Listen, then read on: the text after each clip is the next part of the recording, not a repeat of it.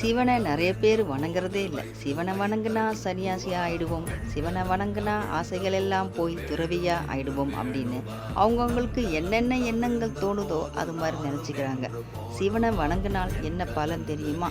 சிவன் அழிக்கக்கூடியவர் தான். என்னென்ன அழிப்பார்? நம்மக்கிட்ட இருக்க கெட்டது எல்லாமே அழிச்சிடுவார். உடலில் என்ன நோய் இருந்தாலும் அழிஞ்சிடும். மனசில் என்ன கெட்ட எண்ணங்கள் இருந்தாலும் அழிஞ்சிடும். நம்ம கிட்ட இருக்க கெட்டது எல்லாமே விலகிடும். நல்லவங்க எல்லாம் நம்மளை தேடி வருவாங்க, கெட்டவங்க எல்லாம் நம்மளை விட்டு விலகுவாங்க. கர்மாக்களே விலகி போயிடும்.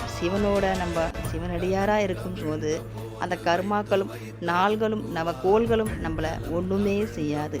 சிவனை நிறைய பேர் வணங்குறது இல்லைன்னு சொன்னேன் இல்லையா? சிவனை வணங்குறதுக்கும் சிவனோட அனுமதி இருந்தால் மட்டுமே சிவனை வணங்க முடியும். அவர் நினைக்கணும், இந்த பக்தன் என்னை வணங்கணும்னு அந்த மனுஷன் சிவன் என்னும் ஒருத்தர் முடிவு பண்ணாதான்